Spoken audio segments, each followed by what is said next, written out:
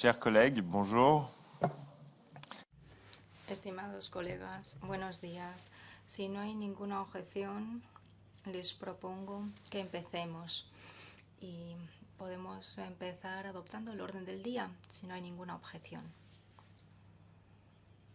Y les recuerdo las medidas de protección sanitarias decididas por la mesa del Parlamento. Todas las personas presentes físicamente en la sala tienen que llevar una mascarilla, a excepción de los oradores y el presidente.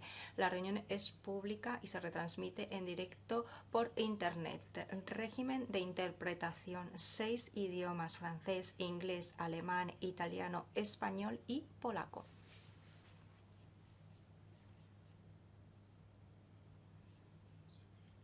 Queridos colegas, como recordarán, la primera reunión de nuestra comisión la semana pasada,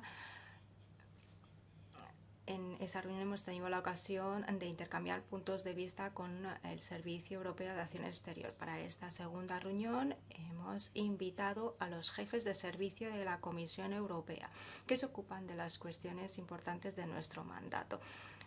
Para esta ocasión nos vamos a concentrar en la injerencia extranjera que tiene que ver con la violación de las normas electorales y las disposiciones de la financiación política. Este ámbito es crucial en nuestro mandato. Y lo que podemos hacer es identificar los incidentes graves que tienen que ver con los procesos electorales, tanto elecciones como referéndum.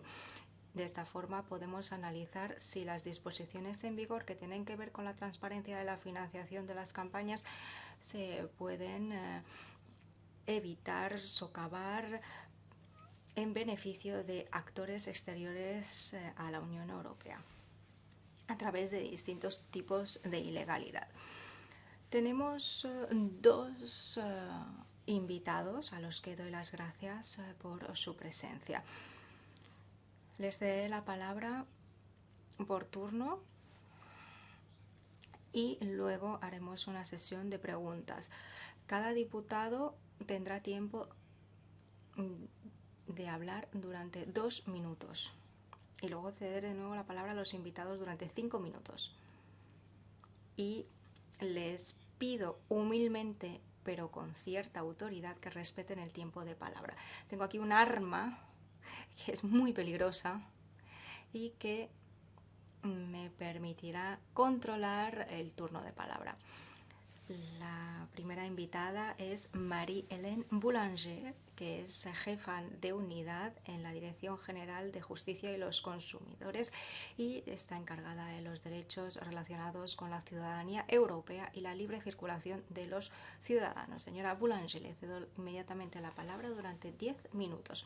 Muchas gracias, señor presidente. Bueno, tenemos poco tiempo.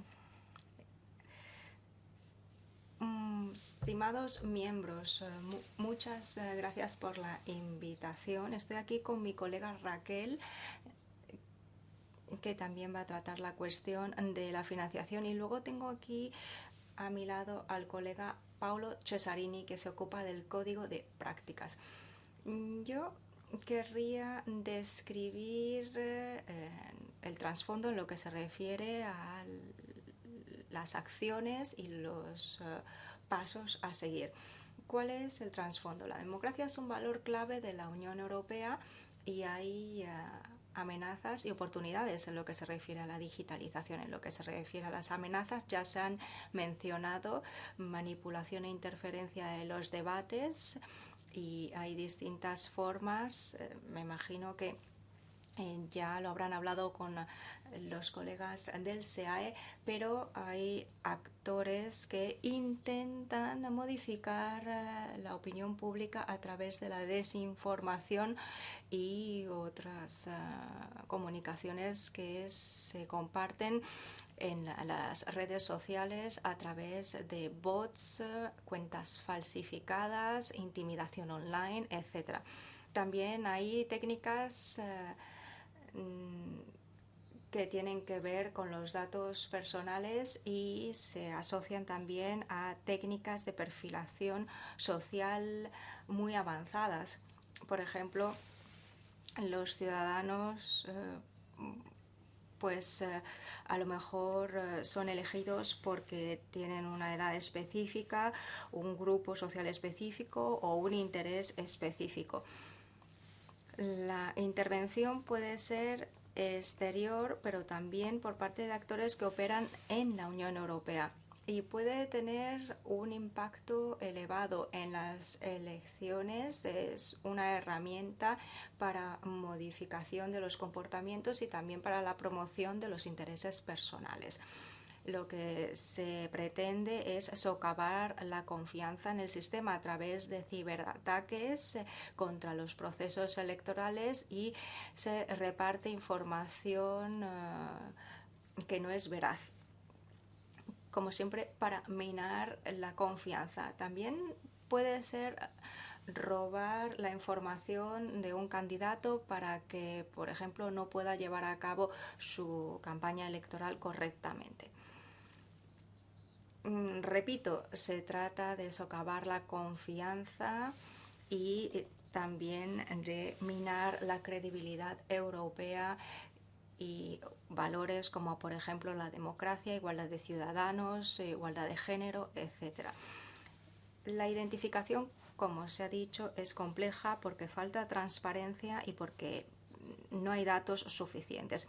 Esto en lo que se refiere al contexto. Y ahora me gustaría hablar de las competencias. ¿Quién es competente de qué? En lo que se refiere a los principios básicos del artículo 2 del tratado, la legislación europea que tiene que ver con las elecciones, de la libertad de los partidos políticos, etcétera. Esto es competencia y responsabilidad de los Estados miembros, los que tienen que establecer las condiciones para las elecciones y como hemos visto, los Estados miembros tienen normas distintas en lo que se refiere a las campañas digitales y también en lo que se refiere a la financiación de contenido político. En cuanto a la financiación de los partidos políticos, hay algunos estados miembros que establecen límites específicos para algunas entidades, otros tienen límites específicos en lo que se refiere a financiación de países terceros o bien hay una prohibición total. Hay diferencias, por lo tanto, y hay algunas autoridades que sí que han hecho hincapié en las dificultades a la hora de aplicar la legislación en el contexto online y digital. Incluso en los ámbitos de competencia de la Unión y de los Estados miembros, estos aspectos no cuentan con una solución sencilla, porque bueno, este ámbito es un ámbito interdisciplinario y se necesitan muchas herramientas. Pasando a las acciones y qué es lo que hemos hecho. A ver si tengo todavía un par de minutos. Sí. Vamos a ver, tenemos ese escándalo de Cambridge Analytica y a partir de ahí la Comisión empezó a tomar iniciativas respetando las competencias de los Estados miembros. La Comisión publicó antes de las elecciones europeas en el 2018 un paquete electoral para garantizar unas elecciones libres y justas. Y se invitó a los Estados miembros a aplicar los mismos principios en las elecciones nacionales y los referéndum. ¿Cuáles son los aspectos clave de este paquete? Primer elemento, muy importante, un enfoque global. ¿Por qué? Porque, bueno, es lo oportuno, habida cuenta del fenómeno, y luego porque hay que tomar en cuenta el equilibrio de poderes que es indispensable para proteger la democracia. Uno de los objetivos era el de reunir a todos los actores responsables o que tienen cierta responsabilidad en el ámbito de las elecciones. Y así se establecieron las redes nacionales bajo recomendación de la Comisión, y también hemos establecido una red europea que incluye los puntos de contacto de estas redes nacionales, y ahora se ha convertido en la red europea para las elecciones. Luego, ¿qué más hay en este paquete? Un llamamiento a la transparencia, también en lo que se refiere a la financiación, orientación en lo que se refiere a la protección de los datos, incluyendo el macro-targeting, la cuestión de las ciberamenazas y luego cómo concienciar a la población. También hemos presentado una propuesta jurídica con este paquete que vinculaba la cuestión de la protección de los datos con la financiación, y esto junto a ese reglamento sobre la financiación de los partidos políticos. Este paquete, como digo, se presentó antes de las elecciones y se aplicó en ese periodo.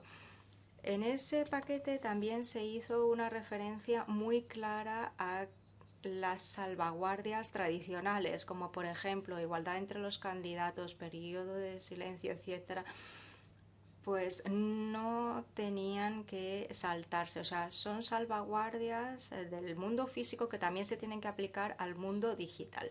Y además había otras iniciativas, no voy a entrar en detalles porque no tenemos tiempo, pero en el acervo hay otras normas, como por ejemplo la inversión extranjera y los controles de flujos financieros extranjeros. No voy a entrar en detalles, pero están ahí. Y en junio de este año hemos presentado un informe que toma en cuenta el material que hemos recibido de los Estados miembros, de los partidos políticos, europeos y nacionales, de las autoridades de protección de datos, de las plataformas y otros actores interesados. Y en lo que se refiere al tema que nos ocupa hoy, el informe subraya que, a pesar de que la campaña de desinformación siempre se centra en algunos temas específicos y cierta audiencia específica, no se identificó ninguna acción coordinada en el frente europeo, pero sí que se han identificado esfuerzos de manipulación a pequeña escala, utilizando esas técnicas que he mencionado al principio de mi intervención, por ejemplo, para suprimir la asistencia, divulgar desinformación o divulgar contenido erróneo. Tengo un minuto, entonces me voy a centrar solo en una cuestión. Con este paquete hemos establecido esta red europea para las elecciones, y en este contexto se realizó un ejercicio sobre ciberseguridad antes de las elecciones. Y también hemos intercambiado información con los Estados miembros. Y ya mencioné la cuestión de la competencia.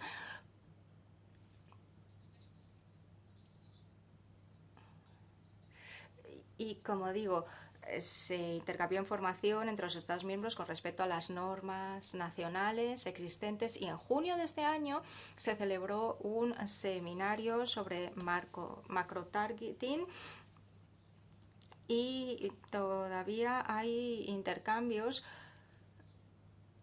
con respecto a estos temas, y también en lo que se refiere a las elecciones durante la pandemia de la COVID. Porque, a ver, esa cuestión que tratamos hoy se ve exacerbada por la pandemia. Entonces ahora, durante la pandemia, tenemos más digitalización, y la Comisión ha presentado una comunicación sobre desinformación durante la pandemia, y hay muchas cuestiones importantes que aparecen también ahí. Y estoy a su disposición para preguntas. Madame Boulanger. Muchas gracias, señora Boulanger. Nuestra segunda invitada es la señora Cortés Herrera, jefa de unidad de la Secretaría General de la Comisión, encargada de las relaciones con el Parlamento Europeo y los comités consultativos. Señora Cortés Herrera, tiene la palabra durante 10 minutos. Gracias. Gracias, señor presidente. Muchísimas gracias por invitarme a asistir a esta reunión esta mañana. Buenos días a todos los miembros de la comisión, cuya constitución vemos con muy buenos ojos porque llega en muy buena hora, sobre todo teniendo en cuenta las iniciativas en las que está trabajando la comisión y que está presentando en este ámbito de políticas. También quería dar las gracias a María Helén por su presentación muy completa, que facilita mi tarea, ya que me puedo centrar solo en la parte relativa a las iniciativas que lleva la Secretaría General de la Comisión, que es algo mucho más limitado en comparación con lo que hace DG Justicia, DG Connect y muchos otros colegas de los servicios de la Comisión. Así que espero no necesitar los 10 minutos y bueno, creo que voy a poder terminar en menos tiempo. Como sabrán, la Secretaría General es un servicio de coordinación, así que es raro que llevemos a cabo servicios en relación a la legislación. Pero en este caso es así, porque se trata de un asunto bastante particular.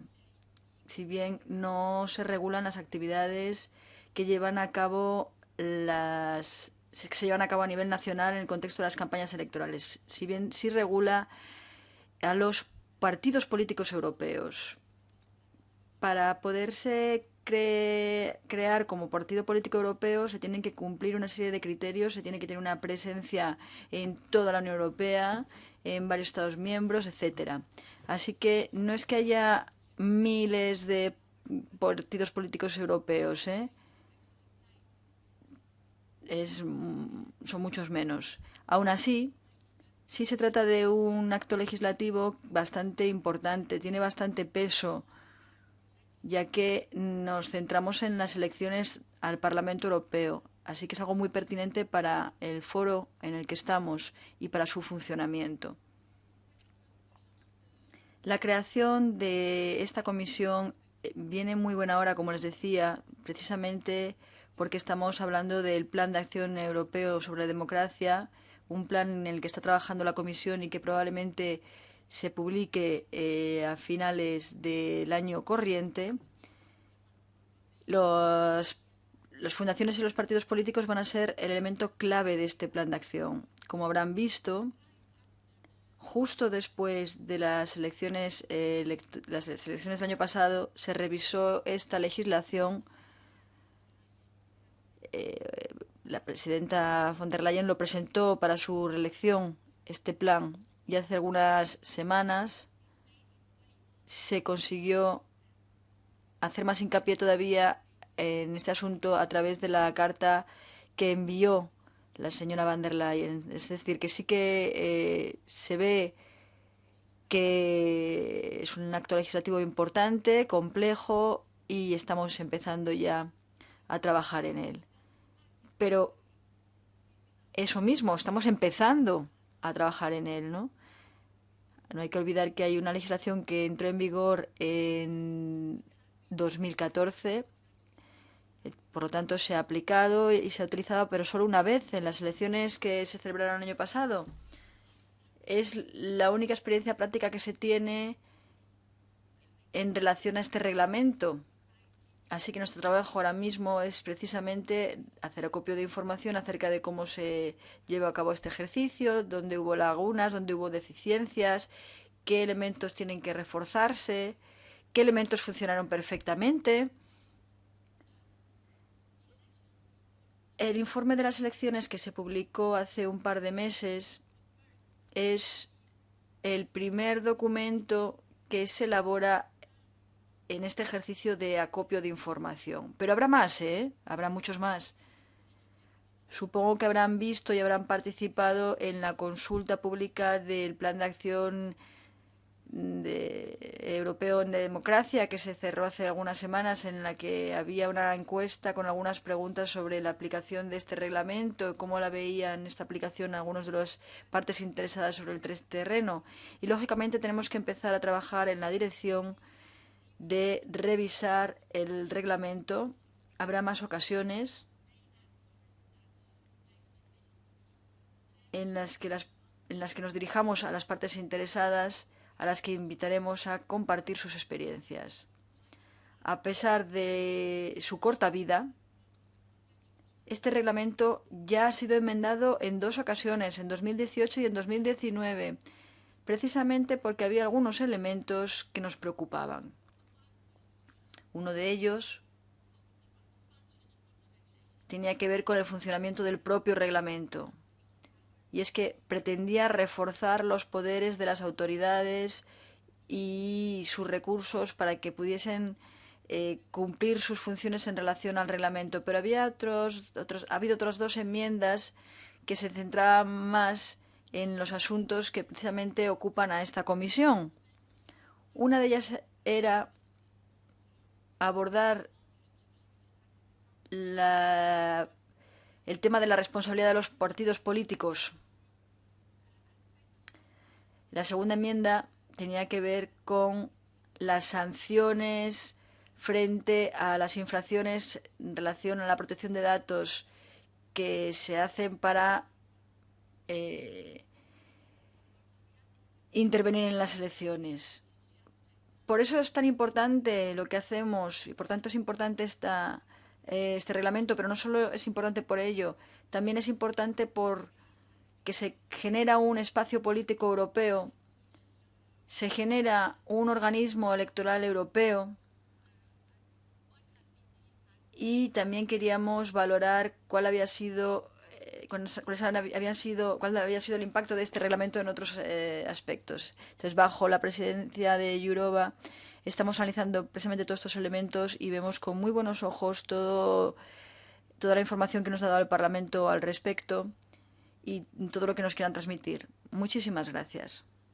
Gracias, muchas gracias. También gracias por haber sido tan concisa, tan sucinta. No suele pasar, ¿eh? No suele pasar.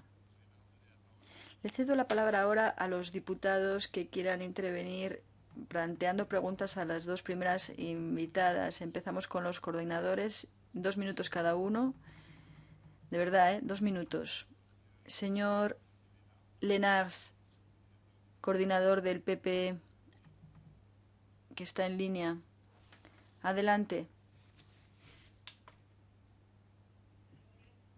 Sí, gracias, muchísimas gracias. Yo que simplemente quería decirles que tenemos que cambiar de orden porque el colega Gratz tiene que irse, así que si puede intervenir antes, sí, perdón, no me di cuenta, pues hacemos un cambio. Adelante.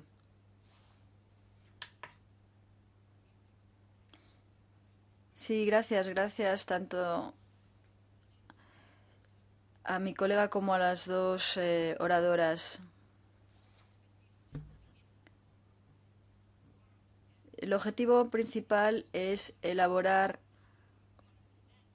un entendimiento común sobre los objetivos y los métodos relativos a la interferencia extranjera que difieren según el país. Y entonces querría abordar todo lo relativo a lo financiero en relación a las elecciones o la interferencia política en nuestros sistemas políticos.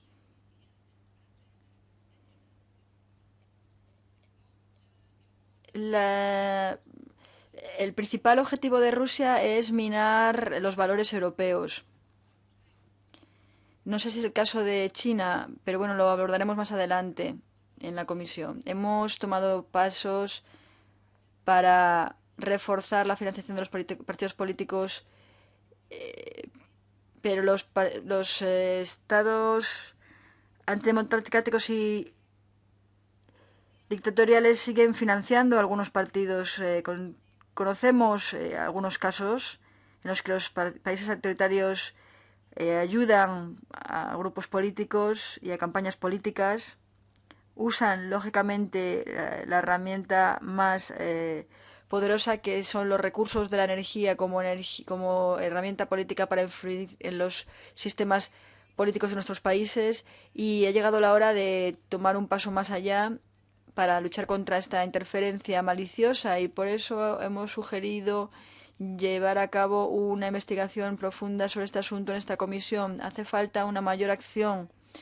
Esto lo reconocen los líderes europeos. Por ejemplo, el presidente de Francia, el de Lituania, el de Letonia, también han anunciado hace poco una declaración para limitar la financiación de terceros países a la política europea. Pero también tenemos que abordarlo a un nivel más amplio en Europa.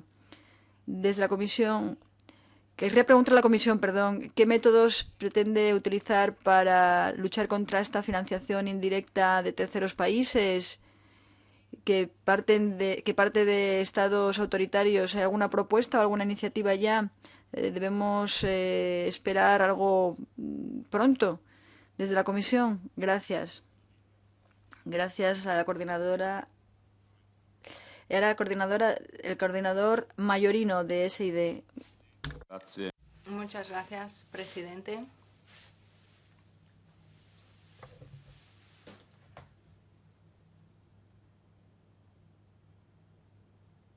¿Se queda sin micrófono? Sí, ahora sí. Gracias. Me parece evidente que este es un tema al que todos nos enfrentamos, pero creo que es una novedad un poco para todos, y creo que también la Comisión todavía tiene mucho que hacer. Pero me gustaría pedir a nuestras invitadas que nos presentasen ejemplos más específicos. O sea, ¿dónde y de qué forma se ha visto esta injerencia, esta financiación, o por parte de terceros, fuerzas exteriores de la Unión, gubernativas o no? O sea, me gustaría entrar un poco en los detalles y no hablar solo del contexto general. Y justamente entrando en los detalles, la Comisión está estudiando lo que ocurre con los grandes grupos de redes sociales, porque son los que controlan la gestión de la información. Obviamente ellos no producen el contenido, pero son ellos los que pueden intervenir de alguna forma respecto a esos contenidos. Madame Loiseau, coordinatrice pour Renew, est-ce que vous êtes en ligne?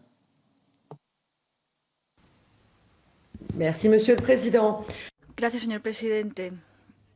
Parece que en los últimos años los regímenes autoritarios como Rusia, China, han ganado hasta 300, han intervenido hasta con 300 millones de euros en los procesos democráticos de alrededor de 33 países. También se calcula que la frecuencia de estas injerencias ha aumentado un 15% por año desde 2016. Y valoramos que las actividades de naturaleza ilegal son minoritarias en esta financiación indirecta de los procesos electorales. Menos del 20%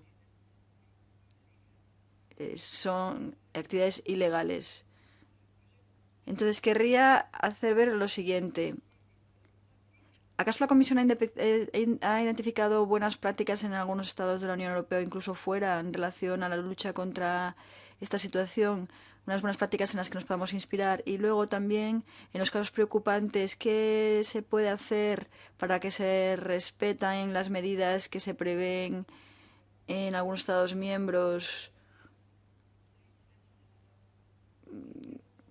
Medidas legislativas cuando no se puede garantizar la independencia de la justicia. ¿Qué elementos tenemos ahora mismo de información con respecto a la influencia extranjera en relación al Brexit, más allá del informe parlamentario británico que se ha hecho público. Y luego, también más técnicamente, querría saber si se está midiendo el papel de las criptomonedas a la hora de financiar desde el extranjero a los partidos políticos. Gracias. Muchas gracias, señora Guasó.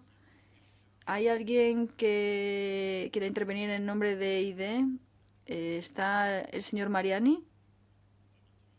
Bueno, suele pasar que no está. Pues cedo la palabra ahora a la señora Gregorova, la coordinadora de Los Verdes. Adelante. ¿Nos escucha, señora Gregorova? Muchas gracias. Voy a ser muy breve. Y además quiero escuchar las respuestas. Gracias por la presentación. Tengo una pregunta muy concreta. Como una de las prioridades de la Comisión es luchar contra la desinformación y la interferencia extranjera, me gustaría saber si y cómo se van a aplicar en el plan las medidas en relación a la conferencia del futuro de Europa. Gracias, eso es todo. Gracias. Y ahora cedo la palabra a la señora Melbarde, de ECR. Muchas gracias, señor presidente. Pues en realidad yo querría empezar de manera muy positiva, reconociendo que hemos tenido un volumen récord en de presencia en las elecciones europeas del Parlamento Europeo el año pasado. Así que, según nuestra experiencia, se ha basado en la comunicación, sobre todo local, y dirigida a los jóvenes. Así que estoy completamente de acuerdo con la Comisión en que tenemos que seguir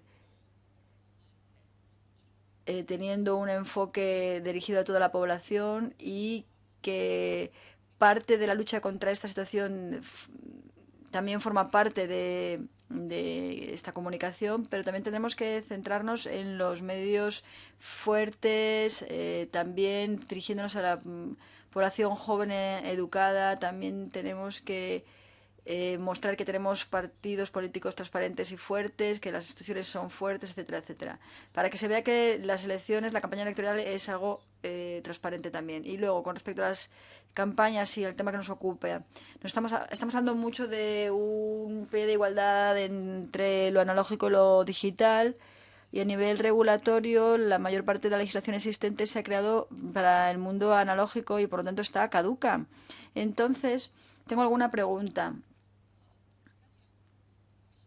Comisión, ¿puede compartir con nosotros qué propuestas concretas vamos a ver en el Plan Europeo de Democracia y en el acta de los servicios digitales? Es decir, ¿nos puede hablar algo más de lo que proponen en relación a, por ejemplo, el comportamiento digital? ¿Qué se hace con el uso de datos? ¿Cómo se puede garantizar la transparencia de la publicidad en línea? ¿Qué se va a hacer para cooperar con los reguladores europeos? ¿Cómo se puede hacer para garantizar un debate europeo transparente si los ciudadanos están influenciados por algoritmos, por burbujas, por filtros, etcétera? Esto es todo. Gracias. Gracias, muchísimas gracias. Señor Pineda, del GUE, parece que no está conectado, así que le cedo la palabra una vez más a la señora Denaf, al señor Lenaers del PP, de los coordinadores. Sí, gracias, señor presidente. Pero perdone, señor presidente, perdone por haber interrumpido, pero no le podemos ver porque está delante de la ventana, entonces no se le ve. Tiene que cambiar el lugar para que los intérpretes le vean bien en la cara. ¿Está mejor? Sí, muchísimas gracias, gracias. Perdonen, no me había dado cuenta. Bien, en primer lugar, con respecto a la financiación política, pues lógicamente la Comisión ha explicado muy bien que se trata de una competencia nacional, pero mi pregunta es si se ve un punto flaco en todo esto, si se ve un punto flaco en todas las normas que tenemos en la Unión Europea, que son muchas en relación a la financiación política.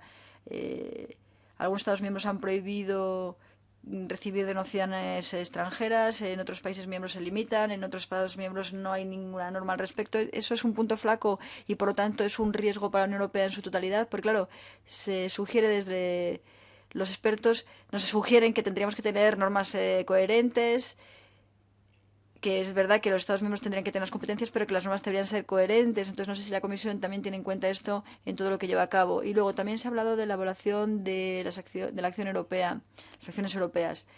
Y una cuestión que sale de las recomendaciones, tendríamos que seguir investigando y teniendo recursos humanos adecuados para poder evaluar las campañas de desinformación, investigarlas a nivel nacional. Entonces, ¿tenemos esta investigación? ¿Tenemos verdaderamente buenos recursos ahora mismo o necesitamos más? Y si estos recursos tienen que ser institucionales o si tienen que generarse una especie de ecosistema en la Unión Europea que no sea solo estatal. Y luego otra pregunta más. ¿Tendría que tener acceso a los datos la comunidad de investigación en línea? ¿Y qué implica esto de dar acceso? ¿Tendría que haber unas normas europeas con respecto a cómo identificar todo esto? Porque hay muchas ONGs de la sociedad civil que dicen que incluso aunque haya datos disponibles, no tenemos la capacidad de investigar todos estos datos que se puedan tener, que son demasiados para la capacidad que se tiene ahora mismo en investigación. Esto es todo. Muchísimas gracias por sus respuestas de antemano. Bien, muchas gracias. 2 minutos. Perfecto. Bien, ahora el señor de SID. Adelante. No podemos perder demasiado tiempo en generalidades y hay que comenzar a hablar de interferencias ya, porque si nos ponemos a dedicar 3 sesiones a los cuadros, marcos jurídicos generales, no llegaremos a nuestro objetivo. Todas las intervenciones han pedido concreción para hablar de interferencias, en este caso financieras, en los procesos electorales europeos. Yo quiero dar otro enfoque, la importancia de los procesos electorales en nuestra vecindad geopolítica, en la que seguramente tenemos menos capacidad de actuar y cuyas limpieza de elecciones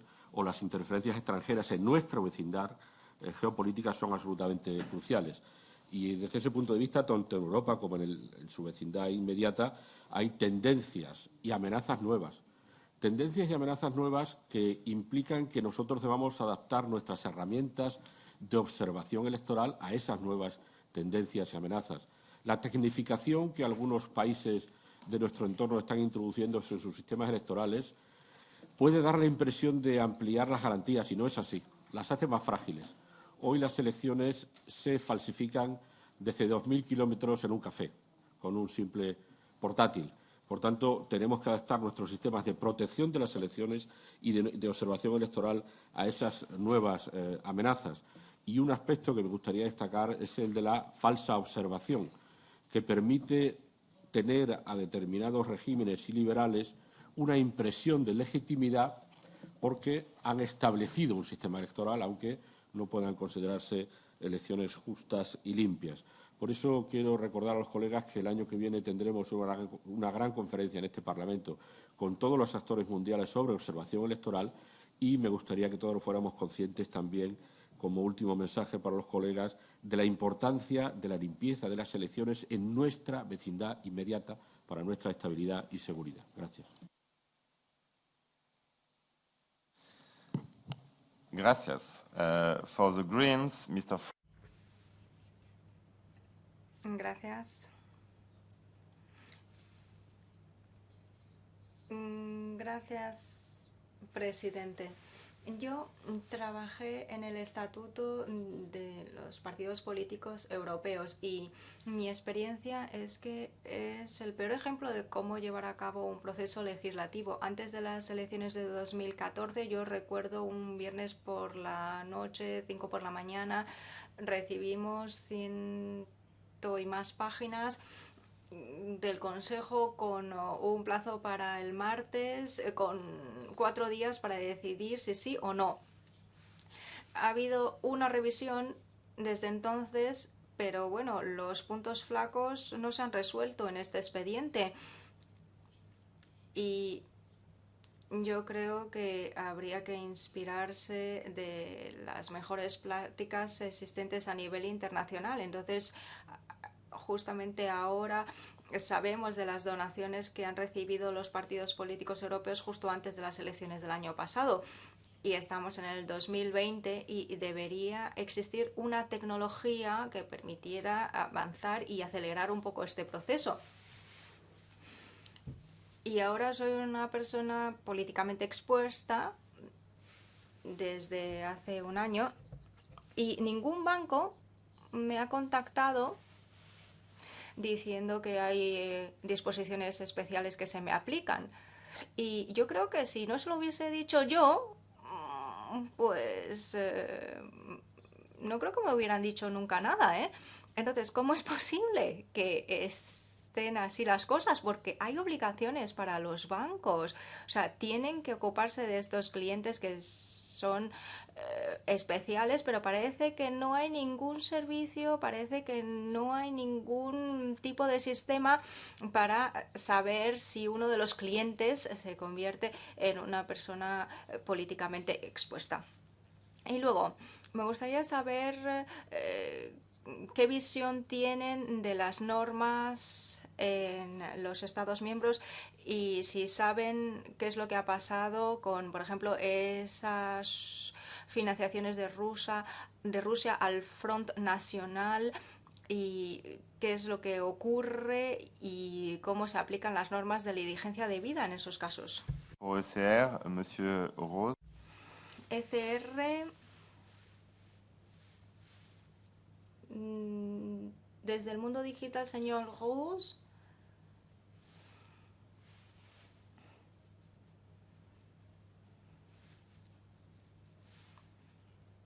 Señor Rose. Sí. Muchas gracias, presidente.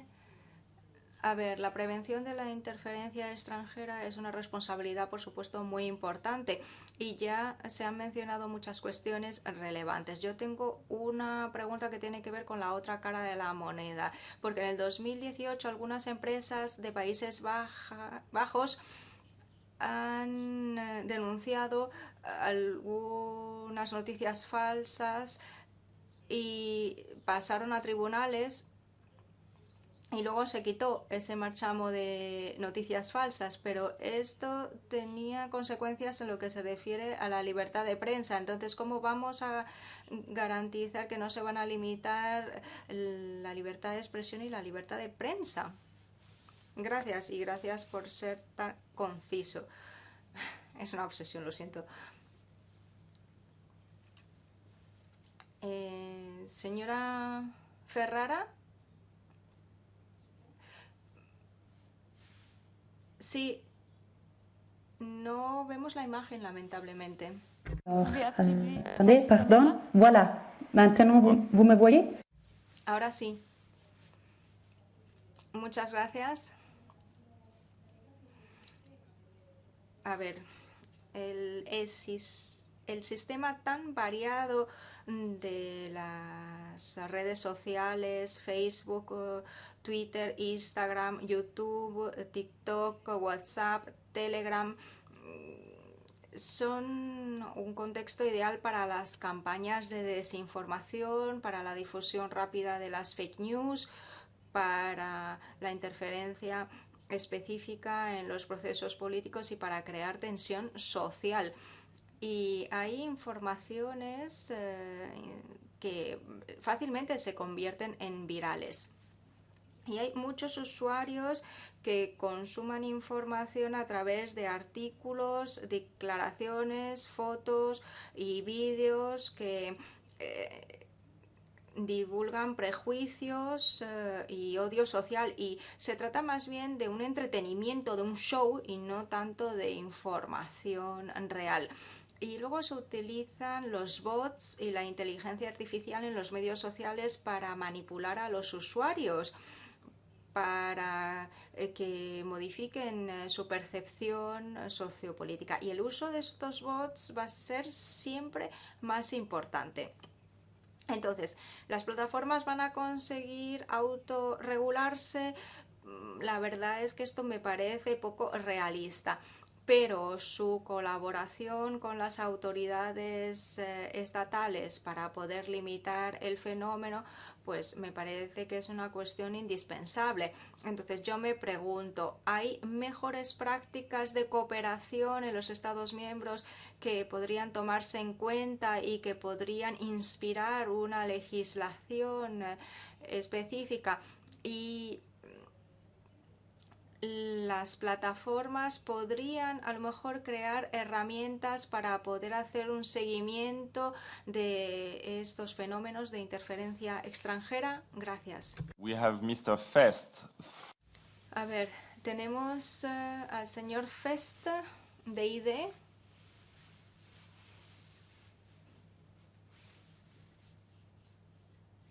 Press your speak button, Mr. Fest. Ja, vielen Dank. Ich habe Fragen an die Kommission. Sí, muchas gracias. Tengo una pregunta para la comisión. Nos estamos centrando en el ámbito en línea, pero también en el ámbito de la prensa y los medios de comunicación, y ahí hay muchas obligaciones para que los medios tengan en cuenta pues lo que pasa en otros medios, por ejemplo los de fuera, los turcos, etcétera. Y todo esto se veía bien durante muchos años porque se esperaba que a través de estas normativas la influencia del nacional pues tuviera también influencia en otros países y que así pues hubiese una mayor independencia de medios, porque podía haber relaciones con otros medios de fuera. Pero ahora parece que la Comisión va en la dirección contraria, está limitando la influencia de fuera a la Unión Europea, la ve como algo crítico. Y entonces no sé cómo valoran ustedes la participación de los medios extranjeros en la prensa o en las televisiones nacionales. ¿Se ve todo como un peligro o no es así? ¿Todo lo que viene de fuera es peligroso? ¿O cómo lo ve la Comisión? ¿Cómo lo plantea? ¿Cómo lo pretende abordarlo? Gracias. Muchas gracias. Señor Shimoshevich, SID. Muchas gracias. Tengo 3 preguntas. La primera tiene que ver con el reglamento de los países europeos en relación a la organización y la financiación de las campañas electorales. Según las últimas elecciones, lo que se ha observado, ¿se puede ver alguna laguna, algún punto flaco que baje la resistencia de estas campañas? ¿Se ve una injerencia? Y luego la segunda pregunta tiene que ver con las estructuras comunitarias también, aquellas en las que trabajan ustedes. ¿Se valoran las competencias y los recursos que tienen estas instituciones como suficientes para llevar a cabo estas tareas según la experiencia que tienen? ¿O se ve que hace falta algún cambio? En ese sentido, a lo mejor el Parlamento Europeo les puede ayudar. Y luego, según la información sobre la cooperación con otras organizaciones europeas, como por ejemplo la Organización de Seguridad Europea y el Consejo Europeo, pues ¿hay alguna cooperación con ellas? Muchísimas gracias. Thank you. Muchas gracias. Señora von Kamen. Sí. Sí, muchas gracias. Pues muy interesante. Yo querría hacer una observación. Ya lo ha dicho el señor Freund. Se habla del registro de los partidos europeos, pero Elena del PP también ha dicho que nuestros partidos nacionales también se tienen que analizar. Se trata de los partidos europeos, de los partidos de nuestros países que participan en las elecciones europeas. Entonces pasa lo mismo en Alemania. En Alemania, pues por ejemplo, hay partidos que reciben financiación, por ejemplo, de Suiza y que desempeñan un papel muy determinante tanto a nivel nacional como luego también a nivel comunitario, porque luego pasan a la Unión Europea. También habría que analizar Suiza, por lo tanto, y también habría que analizar el papel de los derechos de registro tan liberales que existen en este país. Luego también querría decir otra cosa más, dándole la razón a mi colega, el tema de los bancos. A mí me llama el banco todo el tiempo por transacciones, me parece muy bien, pero a lo mejor se tendría que hacer algo en relación a los bancos. Y luego el tema de Rusia, los bancos que domina Rusia en la República Checa, por ejemplo, también pasa lo mismo en Dinamarca, en el Báltico. Deberíamos trabajar en este asunto, tendríamos que analizar el tema de las transacciones bancarias, también el blanqueamiento de dinero para financiación de los partidos de la Unión Europea. Creo que esto sería interesante y tendría tendría una mayor amplitud, abarcaría más. Gracias. Madame. Muchas gracias. Quiero dar las gracias a todos los diputados que han respetado el tiempo de palabra. Bueno, se han planteado muchas preguntas que tienen que ver con las diferencias legislativas entre los países europeos y cómo es de esta forma difícil una acción concertada. Entonces, me gustaría que fueran ustedes concretas en las respuestas y que hiciesen hincapié en las diferencias entre los países. Y no sé si pueden ustedes ofrecernos ejemplos. Y bueno, como todo el mundo ha respetado el tiempo, tienen ustedes 7-8 minutos cada una para contestar. Así que, por favor, sean precisas y les cedo la palabra.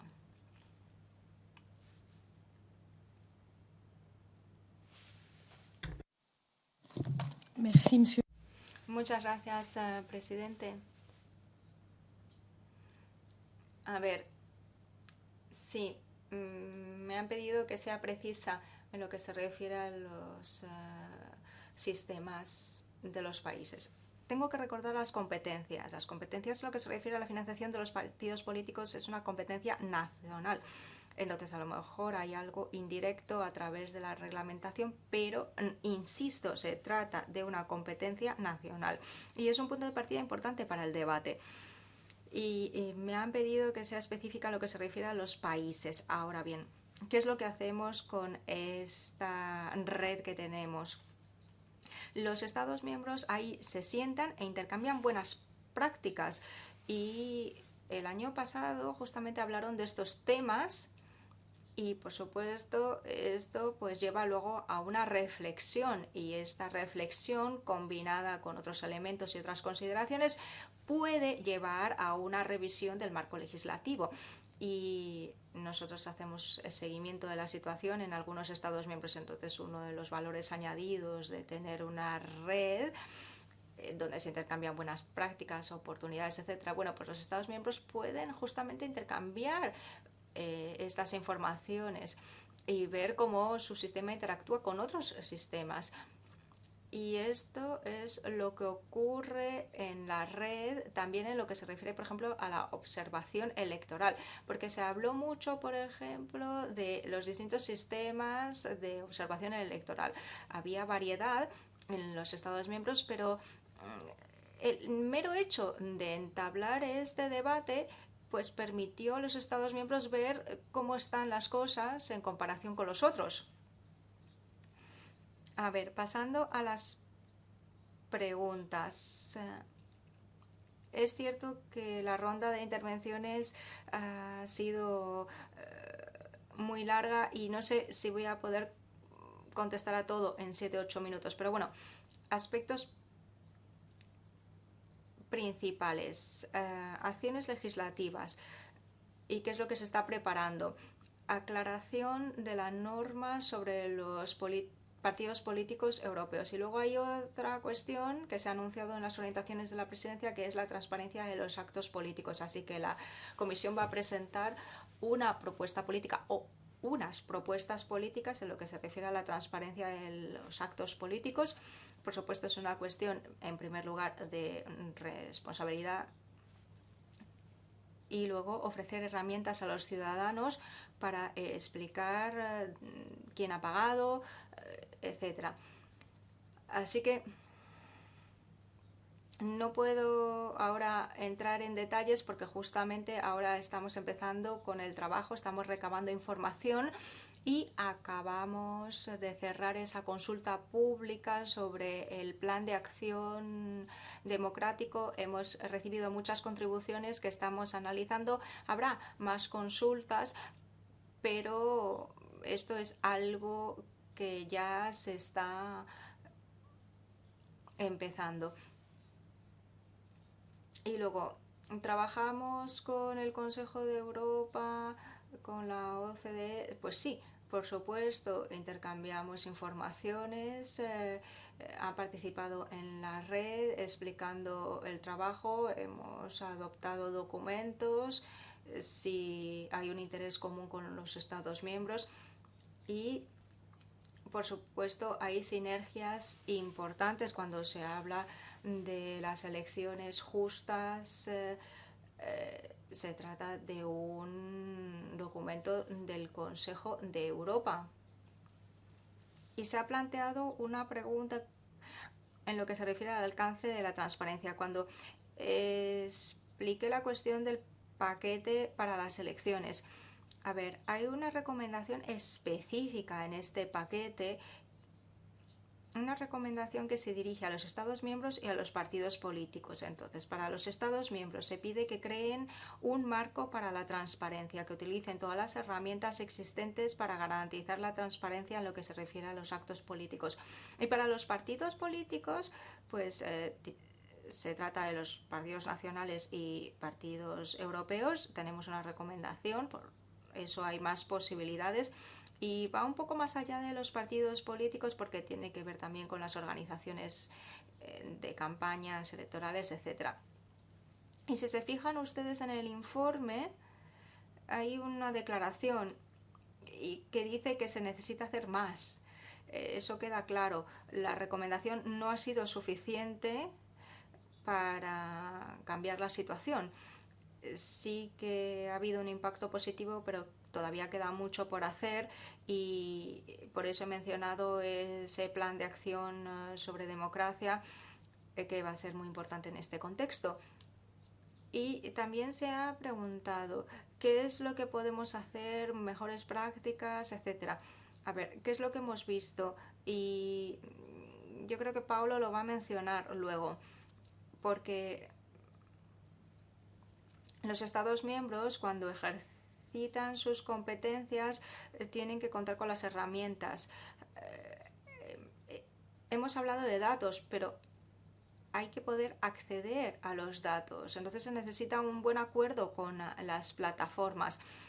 Y lo que hemos visto en el marco de los debates es que se quiere más igualdad, por así decirlo, entre los Estados miembros. O sea, poder hablar en su propio idioma. O sea, si hay un problema, hay que poder resolverlo y utilizar el idioma que uno conoce. Y estas son cuestiones que han mencionado los Estados miembros y son aspectos concretos. Y cuando hablamos de estos temas, no podemos olvidar que no estamos operando en un vacío. O sea, ya hay herramientas. Y el hecho de que no haya competencia europea no significa que no hay nada, ¿eh? Hay toda una serie de normas jurídicas que se aplican. Tenemos las normas de protección de datos, de ciberseguridad, o sea, tenemos muchas reglas que ya se aplican y tenemos también legislación internacional, derechos fundamentales, etcétera. Entonces puede haber lagunas y problemas, pero, por ejemplo, la cuestión es cómo aplicar esto en el contexto digital. Ahí tenemos problemas también con la capacidad. Y luego, esa cuestión de la dimensión transfronteriza, que también es importante.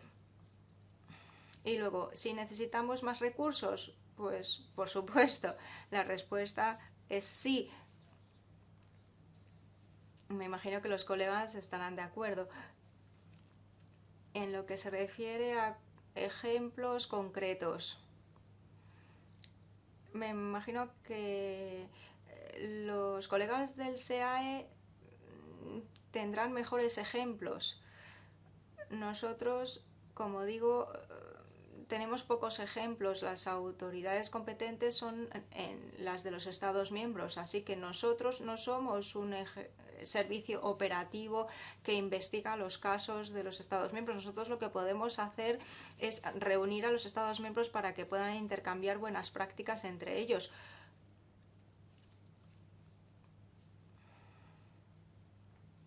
¿Qué más?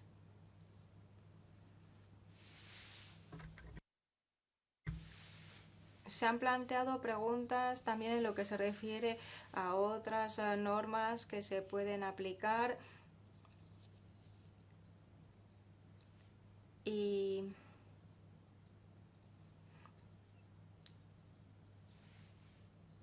hay una cuestión importante que se ha mencionado, el respeto de los derechos fundamentales.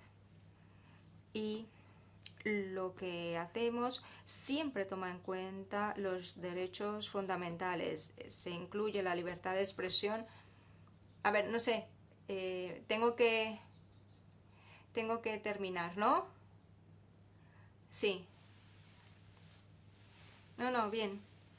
Derechos fundamentales es un aspecto importante porque se ha mencionado lo de la libertad de expresión y habrán dicho en nuestra comunicación sobre COVID y desinformación. Hay una cuestión que estamos siguiendo de cerca. La lucha contra la desinformación no tiene que utilizarse para limitar la libertad de expresión, pero cuando hablo de los derechos fundamentales, hablo de todos los derechos, como presunción de inocencia, etcétera. O sea que no tenemos que olvidar los derechos fundamentales, tienen que aplicarse siempre y tenemos que ver cómo se aplican en este contexto y no podemos olvidar ningún derecho fundamental. Y estoy hablando de pues reuniones políticas, etcétera, etcétera. Y con esto termino. Merci beaucoup, Madame Cortés Herrera. Muchas gracias, señora Ferrera. Sí, muchísimas gracias, señor presidente. Creo que ha sido importante que María Elena haya seguido un poquito más porque, como ven, tenía mucho que responder. También parte de las respuestas las dará Paolo porque muchas de las preguntas tenían que ver sobre todo con asuntos que tienen que ver más con lo que hace él. Como ya les dije antes, mi mandato es bastante concreto, así que me centraré solo en él. Lo primero que querría hacer es dar las gracias a todos los presentes por haber intervenido con estas preguntas tan pertinentes, con sus observaciones. Me da la sensación de que me voy a llevar a todas estas observaciones, todas estas preguntas para trabajar con ellas en la revisión de este reglamento. Y es que por desgracia o por gracia, o sea, por suerte o por desgracia, se está llevando a cabo un intercambio de puntos de vista que va a ser determinante en función de la información y del intercambio que se haga, ya que, como ya se ha dicho, el trabajo se está iniciando ahora, está en ciernes, no sabemos muy bien por qué derrotero vamos a ir, en qué dirección van a ir todas estas iniciativas.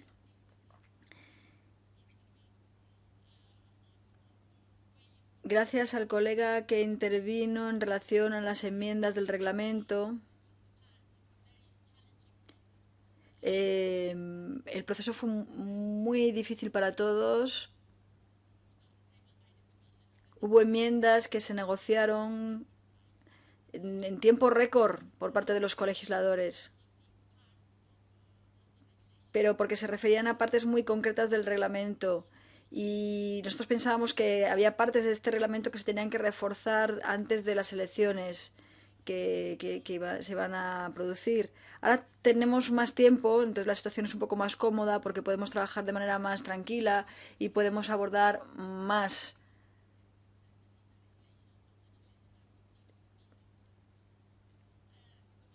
La Comisión es muy consciente porque nos lo han dicho desde diferentes fuentes. Hemos recibido esta información desde diferentes puntos, en diferentes momentos, pero es verdad que el tema de la financiación de los terceros países es un asunto que tenemos que analizar detenidamente. ¿Cómo? Pues todavía es pronto para decirlo, pero sí apoyo a todos aquellos que fueron varios, que dijeron que hacía falta una investigación de mayor profundidad, de mayor calado, y que había que hacer acopio de los hechos, de lo que había ocurrido y de cuándo había ocurrido. Tendría que haber un acopio de datos de si había habido interferencias o financiación fraudulenta y que cómo se había producido, qué se podía hacer, qué propuestas teníamos que plantear para luchar contra todo esto. Estoy completamente de acuerdo con todo lo que se ha dicho, ¿no? Pero es verdad que ahora es demasiado pronto como para adelantar información al respecto, pero sí que estamos trabajando en ello. Como saben, el reglamento tiene una cláusula de revisión, lo que hace que incluso el Parlamento pueda hacer un informe sobre la aplicación de la misma, ¿eh? Estamos esperando ahora mismo por este tipo de informes, porque probablemente sean ustedes los que tengan la mayor experiencia, la tienen de primera mano, más que la comisión, porque no somos los que aplicamos el reglamento en el terreno. Así que sí que hay algunos elementos que necesitamos recibir de aquellos que aplican el reglamento, ¿no? Para poder sacar adelante algo que tenga sentido. Bien, esto es más o menos todo lo que les puedo decir de momento. Lo que sí que les ofrezco es venir cuando quieran, cuando esté más avanzado el proceso, para poder celebrar un debate en otra fase más adelante. Gracias.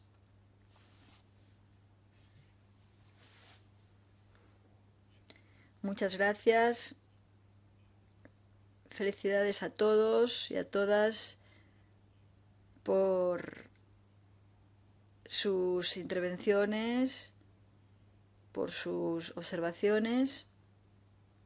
Seguiremos en contacto porque todo esto sigue adelante. Muchas gracias por su asistencia. Estimados colegas, vamos a pasar a la segunda parte de la reunión y vamos a centrarnos ahora en las plataformas de las redes sociales. Como saben, se trata de un tema vital, el que está en el debate público y que está en nuestro mandato. El Parlamento sigue con esta temática mucho tiempo, desde el 2018, que hubo un escándalo con Facebook, el de Cambridge Analytica, y hubo, de hecho, audiencias concretas, incluso una con el señor Zuckerberg sobre este asunto.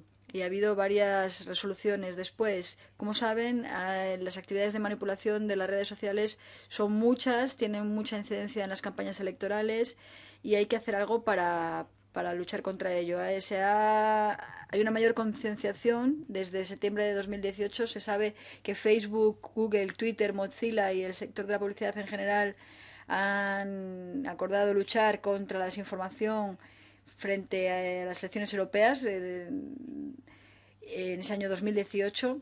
Elaboraron un código de buenas prácticas, el primero de este género en el mundo. Microsoft se ha unido a este código ahora en mayo de 2019 y TikTok todavía más hace menos, en junio de 2020. Entonces, ahora tenemos aquí a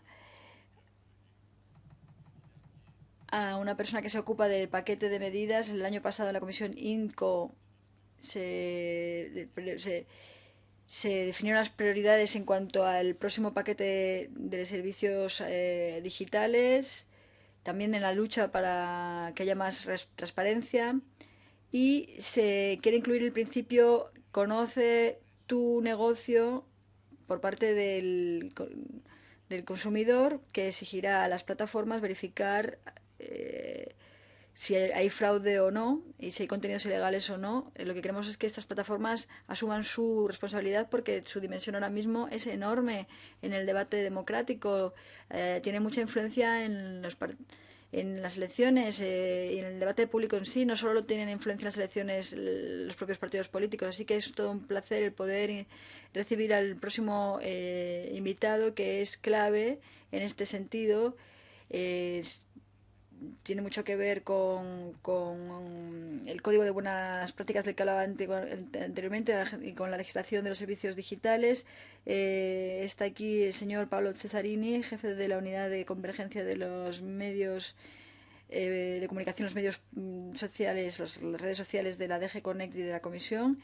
Hemos invitado a este señor para que nos ayude a identificar el papel que desempeñan estas redes, cómo podemos luchar contra la injerencia extranjera. Le pido al señor Cesarini que sea sucinto en los ejemplos, y le recuerdo que tiene 10 minutos. Sé que estoy un poco obsesionado, pero es así. Muchas gracias. Adelante. Gracias, señor presidente, por cederme la palabra para abordar este tema tan importante que ya se ha abordado antes en el debate anterior que hemos ido siguiendo.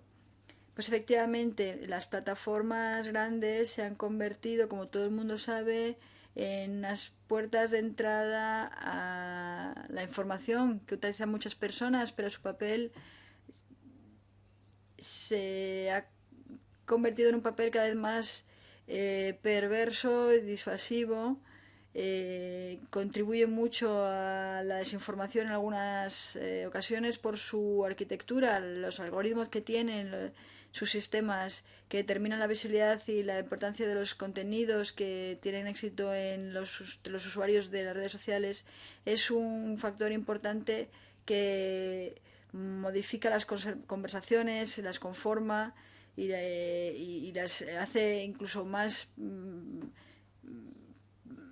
importantes debido a la omnipresencia de algunas de estas plataformas grandes en el espacio informativo. Por otra parte, mientras que es verdad que tenemos que ser todos conscientes de que las plataformas en línea han creado una serie de servicios que efectivamente presentan una serie de deficiencias, y cuando hablo de deficiencias hablo de mecanismos que permiten explotar una serie de posibilidades que existen en las redes, que dan voz a todos, pero para dar una mayor pertinencia a algunas partes que hacen un mal uso de esa libertad de expresión. Y es que además se amplifican sus contenidos, se aumenta su alcance y se hace más hincapié en algunas narrativas que pueden no ser las más adecuadas. Entonces tendríamos que crear un pie de igualdad entre las políticas y entre las opiniones que hay en línea para evitar que haya algunas voces que tengan más presencia que otras. ¿Qué pasa con estas deficiencias? Bueno, pues para serles más concreto, ya sabe que hay una especie de cebo, ¿no?, en estas plataformas que distribuye el contenido de las plataformas. La distribución de este contenido tiene mucho que, o sea, está determinado por la economía, ¿no? Entonces estos cebos son muy importantes en este debate porque muchos procesos, las páginas de desinformación pues tienen muchos cebos, y los publicistas no se dan cuenta de que a veces hay algunas páginas en las que van a aparecer que no serían las más adecuadas. Luego, otro elemento es el del uso de las técnicas de microtargeting para llegar a unas audiencias concretas, para crear grupos concretos que se consolidan y cuyos valores también se consolidan dentro de los propios grupos. Esto tiene el potencial de influenciar y de manipular el debate general. El microtargeting puede influenciar el contenido político, y esta es otra manera de manipular, digamos, si se usa para conseguir una serie de objetivos contrarios a la libertad de expresión. Y la tercera deficiencia tiene que ver con las técnicas manipulatorias que se pueden utilizar para crear la impresión de que hay una narrativa que apoya a la gran mayoría de la población, cuando en realidad no es así.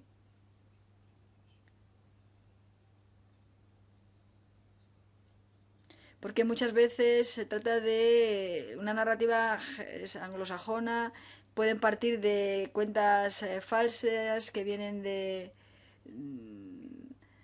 puntos de fuera, y luego pues hay un mercado negro, hay viewers falsos, hay seguidores falsos, y a veces se privilegia el contenido concreto que tiene mucha publicidad, mucha popularidad, y entonces tiene mucho más peso. Y luego está el mecanismo de las clasificaciones de los contenidos de las plataformas en sí. Todos saben que los algoritmos son muy parecidos a una caja negra. No, se sabe cuál es el mecanismo que hay detrás, la popularidad, el perfil, la personalización de datos, cosas así, pero no sabemos mucho acerca de los criterios que pueden permitir el que se muestre una información concreta, dando espacio a unas voces determinadas, una información determinada en línea. Entonces, teniendo todo esto en cuenta, la Comisión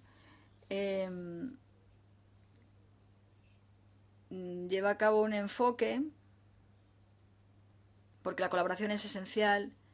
Es imposible pensar en un enfoque de arriba a abajo por la diversidad de los servicios que existen, que estamos abordando, y también por la naturaleza que tienen tan amplia.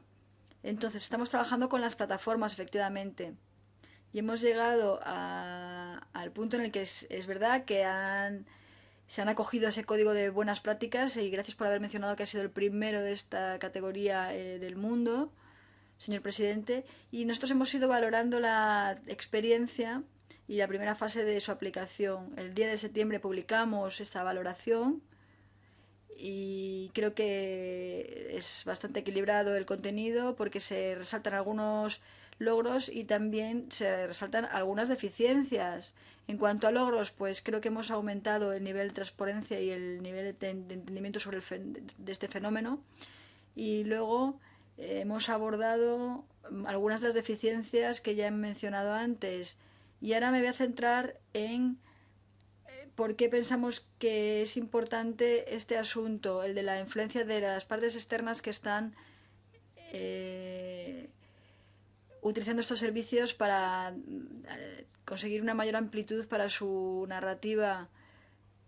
En la lucha contra las cuentas falsas, etcétera, también hemos llevado a cabo, y por ello hemos conseguido descubrir algunas cuentas de estas características en Facebook, en Google, etcétera, en Twitter también, También también Facebook, Google y Twitter han sido muy activos, Hay muchas partes de fondo, hay muchas conexiones en todas partes. También hay muchas conexiones con las víctimas de estas estrategias, ¿no? El nivel de vulnerabilidad de la información ahora mismo es difícil saber cuál es la atribución. El tema de las atribuciones es muy difícil cuando se habla de interferencia extranjera. Y hemos conseguido algunos cambios en lo que se refiere, por ejemplo, al funcionamiento de los algoritmos,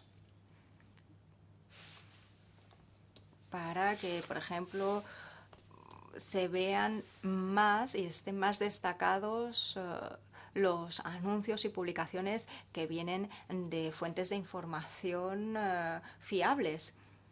¿Qué es lo que ha pasado, por ejemplo, con la pandemia, la evolución de la pandemia?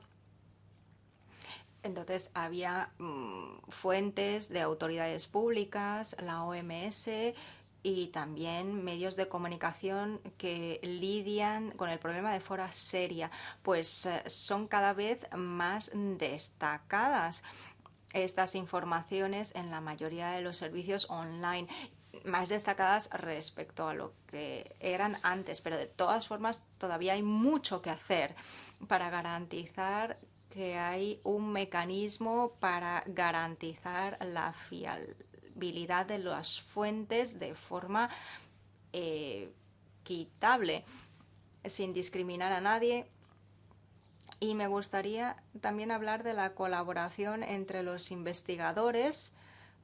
Esto lo ha mencionado alguien antes en la comisión. Colaboración entre investigadores y las plataformas. Twitter, por ejemplo, ha revelado datos que ha puesto a disposición de los investigadores, y Facebook también de alguna forma ha colaborado, pero con resultados menos concretos. Así que todavía queda mucho por hacer. ¿Y qué hacemos ahora de cara al futuro? Y con esto concluyo para luego dejar tiempo para las preguntas.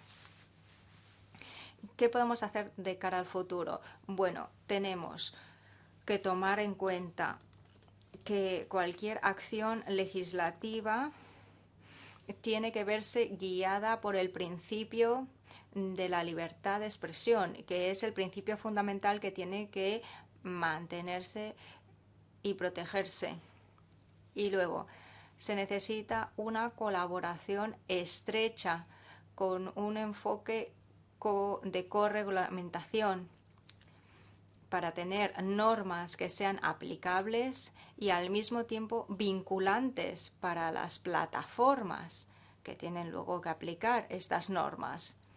Y ahora hay 2 iniciativas que ha anunciado la Comisión: el Digital Service Act y luego ese plan de acción para la democracia europea.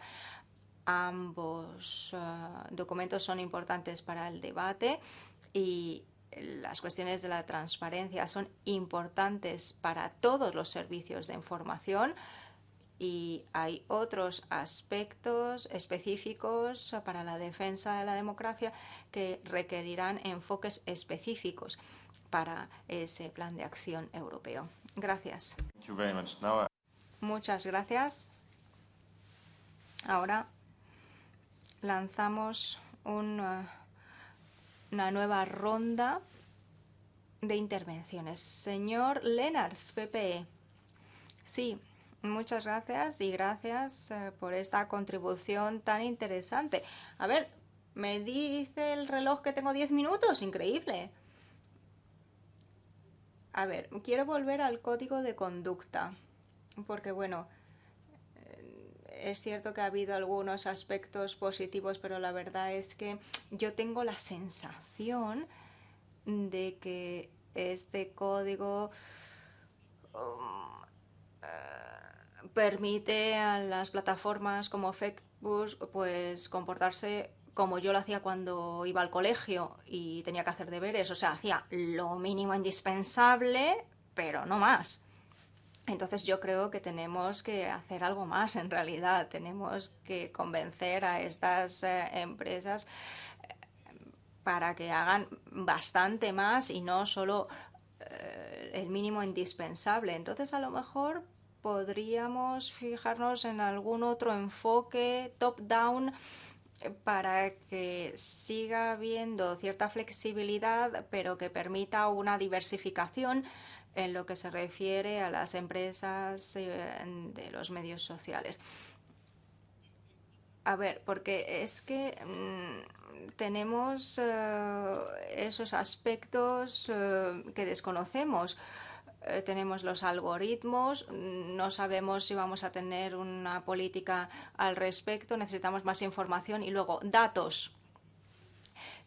Facebook de vez en cuando anuncia cuántos millones de cuentas falsas elimina, pero en realidad no sabemos cuántas hay en total. Entonces, pues de nuevo, tenemos ahí una especie de agujero negro, no sabemos nada. Y luego, esos sets de datos. No sé si puede hablar un poco más al respecto. O sea, los medios sociales revelarían todos esos datos y luego tendríamos un sistema para poder analizarlos, porque Twitter y otras organizaciones, pues no hay organizaciones europeas capaces, y si queremos hacer algo hay que pensar si tiene que ser de forma centralizada o descentralizada. Ahora se ha establecido una estructura muy centralizada. Pero a ver, tomando en cuenta la variedad de las amenazas, ¿no sería a lo mejor centrarse en estructuras descentralizadas para luchar contra estos desafíos? Muchas gracias. Ahora SID Mayorino. Muchas gracias y muchas gracias a nuestro invitado. De nuevo, pido detalles. También lo he hecho en la presentación anterior y no lo hago porque me parezcan poco importantes las cuestiones teóricas, pero es porque como comisión tenemos que pensar tanto en la reflexión general como en los casos específicos y tenemos encima poco tiempo. Entonces aquí me interesa una cuestión. Quiero saber cuál es su opinión en lo que se refiere a los puntos flacos del código de conducta, o sea, cuáles son los elementos más problemáticos, tomando en cuenta la experiencia que tenemos hasta ahora, y creo que todos estamos de acuerdo con que estamos ante una intervención importante porque es la primera vez a nivel mundial, como bien se ha recordado, pero a ver, estamos justamente en una fase en la que hay una enorme proliferación de contenidos en estas plataformas que llevan a desinformación, o bien hay toda una serie de mensajes negativos de odio y toda una serie de mensajes que generan caos en vez de aportar información. Y a lo mejor justamente este es uno de los objetivos de los que promueven esta comunicación. O sea, no solo sostener una tesis u otra, sino deslegitimar la autoridad de la fuente. Entonces aquí me gustaría pues conocer cuál es su opinión y lo que está haciendo la comisión. Gracias. Señora Loiseau, Renew. Sí, les oigo perfectamente. Gracias, presidente. A ver, los algoritmos de las plataformas han privatizado el debate público. O sea, ya no decidimos lo que leemos ni con quién debatimos. Entonces, se habla de cooperación y de correglamentación con las plataformas, pero el objetivo de las redes sociales es segmentar la opinión y crear fenómenos tribales, por así decirlo. Entonces, ¿qué tipo de colaboración imaginamos? Necesitamos concienciación, necesitamos que actúe de forma firme la Unión Europea. Sabemos que la autorreglamentación no es suficiente y además es arbitraria. Tenemos también que fijarnos en los riesgos, porque esa voluntad de reglamentar no tiene que transformarse en censura.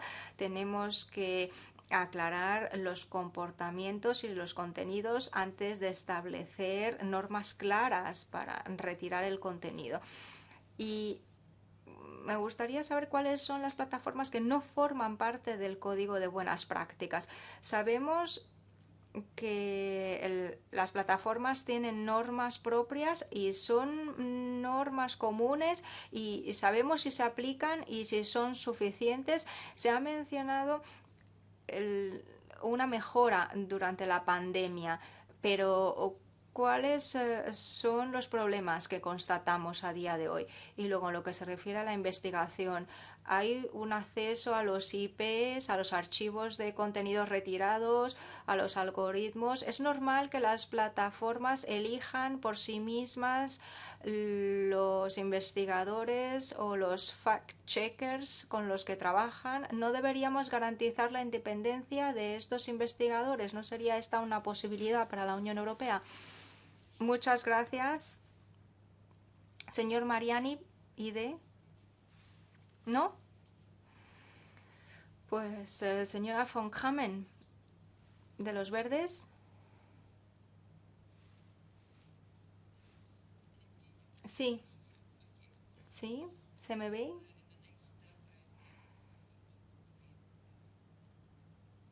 Sí, bueno, a lo mejor se quejan los de ID.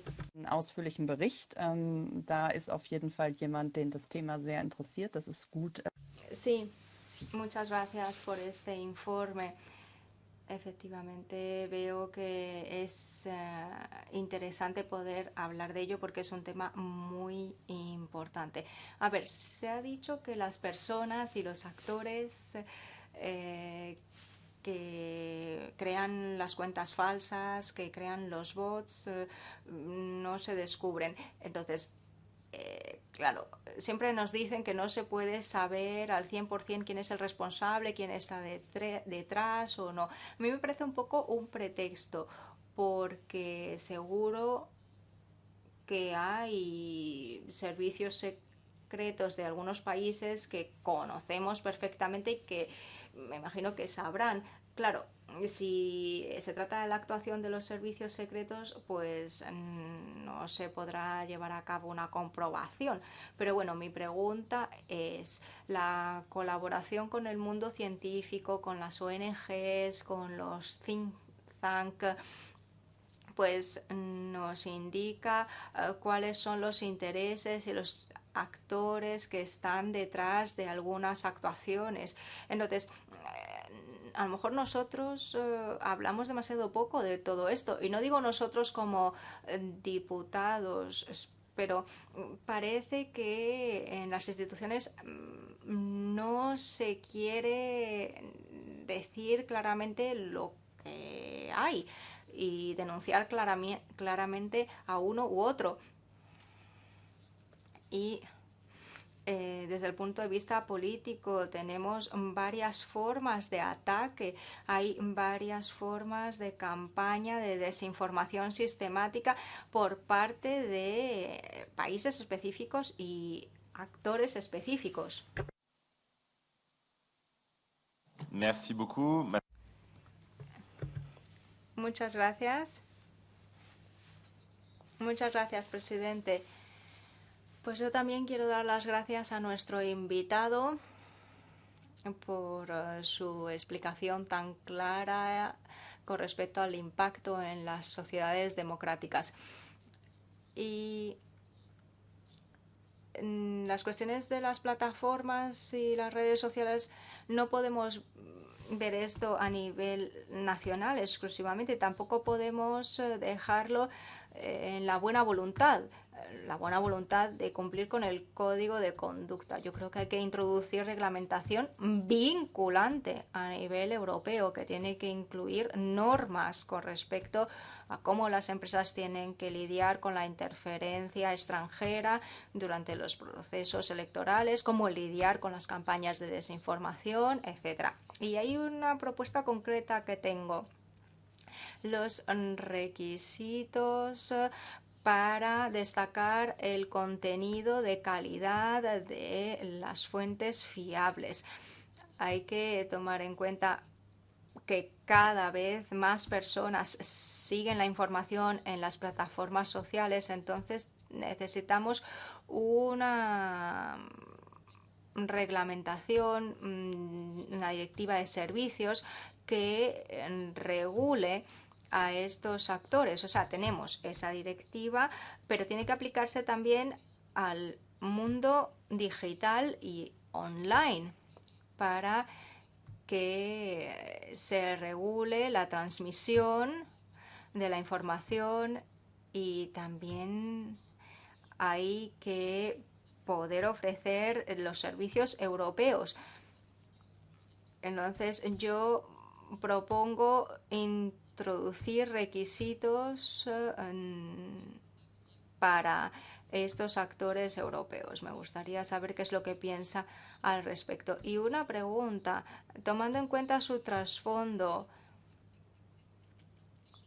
¿esas normas de competitividad se pueden utilizar para limitar la desinformación? El señor Pineda no está conectado, entonces cedo la palabra a el Partido Popular Europeo, Sabine. Hello. Hola. ¿Me escuchan? Sí, perfecto. Dos preguntas que quiero plantear. La señora Malvarde acaba de decir que hace algunos años, hace pocos, hace medio año de hecho solo, se cambió la directiva. Se añadieron algunas cosas, se adaptó un poco y supongo que saben que este debate ya lo hemos tenido, el de las redes, si se podría hacer una corregulación, autorregulación, también de los algoritmos. Entonces querría saber, se pierde la conexión. Hemos dado pasos y querría saber qué pasa con esa directiva que se está ahora mismo en proceso en proceso de aplicación en los Estados miembros. ¿Hay alguna experiencia sobre esta transposición, sobre esta aplicación, sobre lo que se ha hecho? ¿Se sabe cuál es el impacto que ha tenido en las plataformas? Y también quería preguntar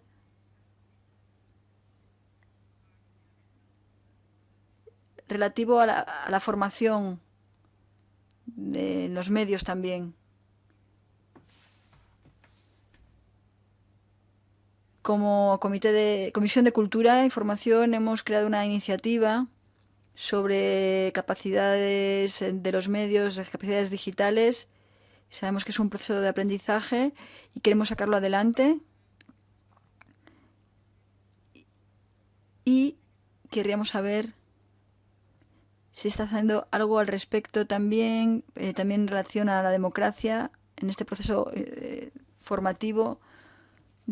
Desde la Unión Europea hemos trabajado en ello. No sabemos si hay medidas suficientes en la Comisión, o si la Comisión está planteando que haya medidas en relación a la educación digital para que se incluya todo lo relativo a la concienciación, a la democracia y en todo lo relativo a este tipo de campañas y a los mecanismos que hacen que las redes sociales tengan su influencia en estos procesos.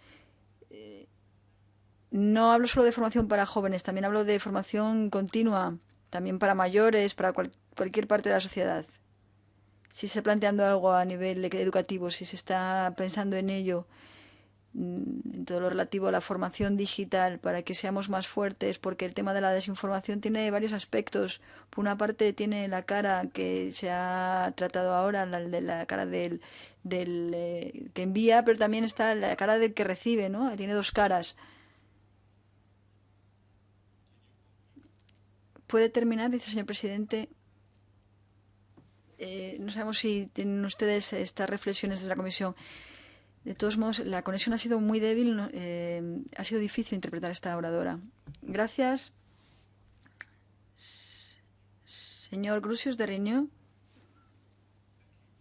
Gracias, señor presidente. ¿Alguna pregunta? ¿Cómo podemos mejorar ese código de buenas prácticas de que hablaba? Porque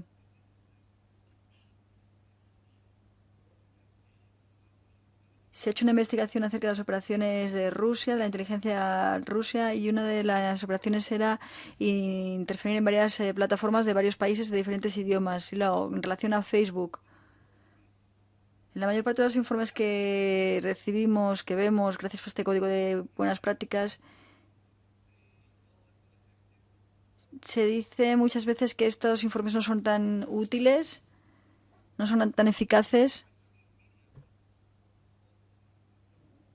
Pero muchas veces es que estos informes lo que hacen es cuantificar, no cualificar, no calificar. Y sería interesante también saber qué se valora, ¿no? Cómo se valora.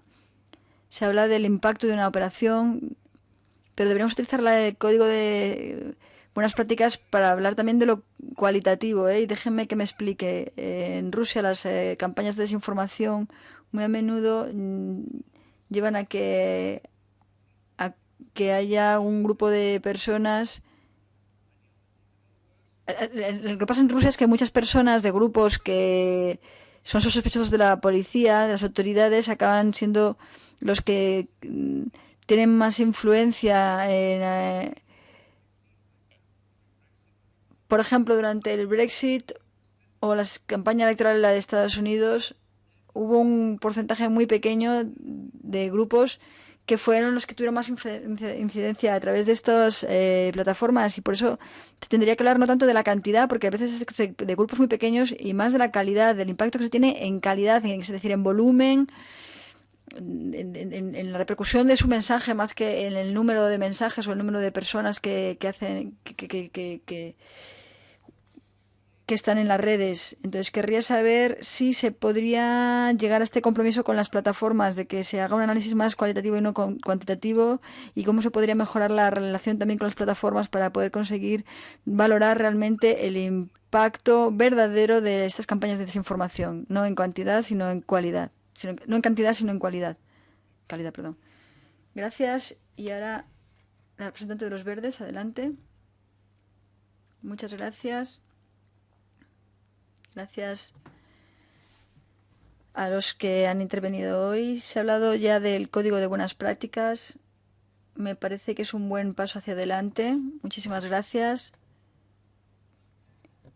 A mí me interesa que haya un seguimiento de este Código de Buenas Prácticas y que se haga y que se sabe algo de la estrategia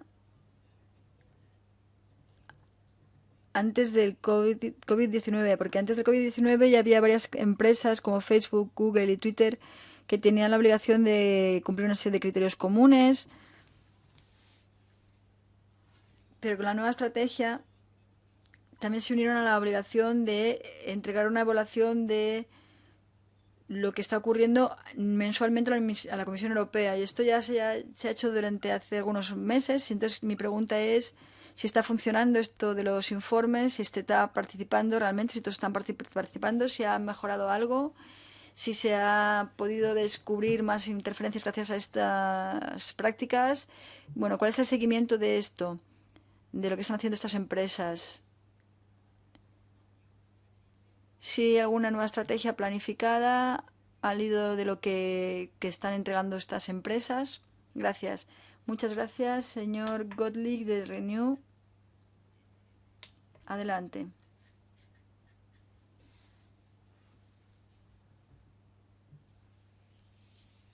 Señor Gossi, encienda el micrófono, por favor, señor Gossi.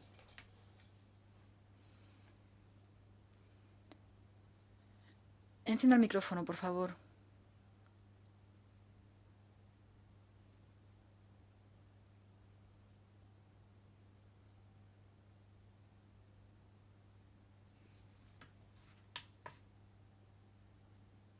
Parece que no. Lo lamentamos, pero entonces, señor Cesarini, le cedo la palabra para que responda a todas estas preguntas que le han hecho, que son muchas. Respete el tiempo de palabra. Tiene 8 minutos. Adelante. Bueno, 8, incluso 10, ¿eh?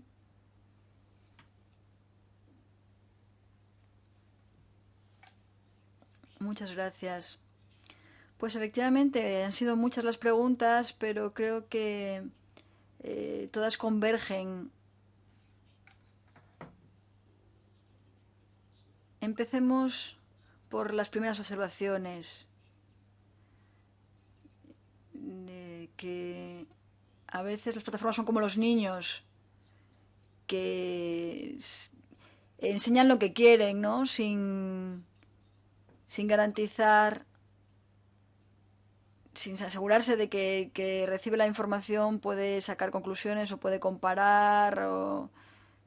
Bueno, yo creo que esto es así, es pertinente esta observación. ¿Se trata de el enfoque de arriba abajo es necesario? Creo que esa era la pregunta. Bueno, creo que ha llegado la hora de que se defina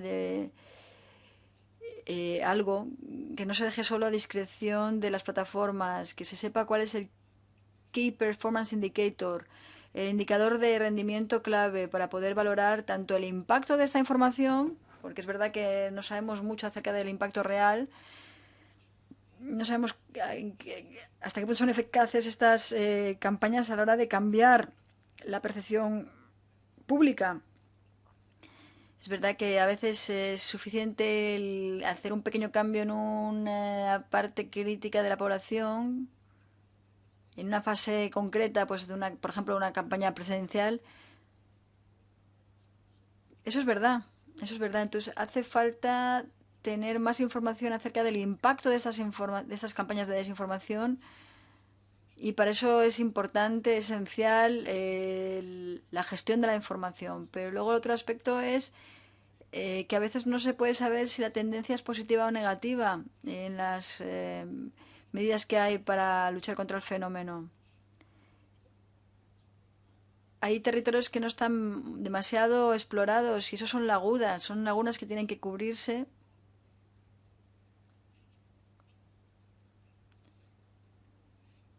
Se tienen que cumplir todos los compromisos del Código de Buenas Prácticas, que tienen que ser más precisos, más aplicables, más unificados. Se tiene que mejorar ese código, sí es verdad, pero también tendría que haber una especie de enfoque de arriba abajo para que estos compromisos sean obligatorios y para que se informe para poder medir estos compromisos también, ¿no? Y que todo tenga un sentido. Eso por una parte. Y luego, también está la cuestión que sale a colación en muchas de las intervenciones relativa a cómo podemos entender mejor el fenómeno. Efectivamente, necesitamos datos cuantitativos, pero también cualitativos, para tener una mayor capacidad de ver lo que está realmente pasando en este ámbito bastante opaco. Y es bastante opaco porque lo que yo veo, lo que ustedes ven en las redes sociales es muy diferente. No todos tenemos las mismas inquietudes, el mismo contenido, la información está personalizada, entonces esta es una tarea ingente, pero se tiene que llevar a cabo. Capacidad. ¿Acaso tenemos capacidad? Bueno, si tenemos la estructura para que haya una colaboración entre plataformas y la comunidad, esto no es tan fácil, ¿eh? Hay que basarlo en criterios abiertos, no discriminatorios de acceso. Bueno, pues esta estructura no la tenemos, es así. Y esa es una laguna importante que hay que atajar. Tenemos que tener una comunidad más amplia y más fuerte que corrobore datos. Esto se está generando, se tiene que reforzar. Y al mismo tiempo,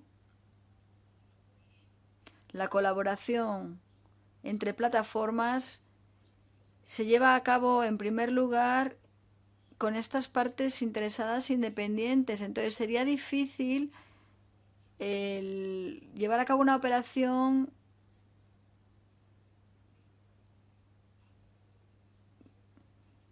en la que sean las autoridades públicas las que entablen una relación con las plataformas directamente. Tendríamos que conseguir moderar la situación, pero sin minar la libertad de expresión. Tiene que haber un enfoque más científico a lo que sería la propagación, las pautas de propagación de la desinformación en línea. Tiene que ser un enfoque más científico, como digo, en relación a aquellos que realmente influencian, que difunden ciertas narrativas. Pues sí, actividades de name and shame. Quizás esto es un factor importante. Nombrar y culpar, name and shame. Ahí no solo tendríamos que buscar a los que difunden en una primera instancia, sino también a los que amplifican, ¿no? Muchos de ellos son figuras públicas. No podemos entrar en la privacidad, en la intimidad de los usuarios particulares. Eso tenemos que tenerlo muy en mente, porque claro, no podemos entrar en los datos de las personas concretas, particulares. Esto es una infracción grave. Tiene que haber unas salvaguardas también para que no se para que uno no se inmiscuya en los datos personales de otro, pero lógicamente también hay páginas públicas, Facebook tiene muchas, y lo raro es que no tengamos acceso a los datos que tienen que ver con esas páginas públicas, ¿no? Para que al menos se pueda saber cómo en la plaza pública, en el espacio público, se difunden ciertas historias. Pero para poder lograr todo esto, tenemos que basarnos en el respeto de los derechos fundamentales y tenemos que tener una investigación independiente. Esto es fundamental. Esta comunidad se está creando ahora mismo. Los observadores de medios digitales han empezado el 1 de junio. Se está creando una red de hubs de investigación a nivel nacional que tendrían que estar conectados a través de esta plataforma central que se acaba de lanzar y que lleva el Instituto de Universidades Europeas y está fundado a través del mecanismo Connecting Europe, Conectar Europa. Todo esto para que generar esta comunidad, no el contenido, sino la estructura. Para que se vea claramente cuál es la falta de influencia de las autoridades públicas en cuanto a lo que sería el contenido, Pero bueno, es una capacidad que tenemos que apoyar cada vez más, tenemos que crear esta comunidad, tenemos que apoyar estos observatorios, tenemos que conseguir que haya unos centros de excelencia distribuidos en todos los Estados miembros, con un conocimiento concreto de los ambientes digitales para que se pueda entender mejor el fenómeno, para que se pueda valorar más su impacto y para que se pueda hacer algo, se pueda llevar a cabo unas actividades que sí, que en un momento dado las tendrán que llevar las autoridades públicas. Y esto me lleva a lo último que quiero comentarles. Por una parte, pues efectivamente hace falta un enfoque arriba abajo y hay que identificar a las autoridades y darles poder para que así puedan ejercer una supervisión integral de las actividades de las plataformas. Y también tenemos que tener sanciones. Es que si no, es como si tenemos una zanahoria sin el palo. Hay que hacer mucho. Tenemos que ver cuáles son las autoridades que están en mejor lugar para poder garantizar algo que se ha planteado en otros casos. Tiene que haber un tratamiento igual con respecto a otros medios, también los audiovisuales tradicionales. Aquellos que tienen experiencia en el ámbito quizás serán los que sepan más acerca de cómo aplicar una serie de normas que reflejen la situación, pero ahora aplicadas a los servicios en línea. Pues cuál sería la autoridad que esté en mejor lugar para hacer todo esto, qué es lo que es esencial, etcétera. Y todo esto hay que tenerlo en cuenta para tener una serie de salvaguardas para la libertad de expresión.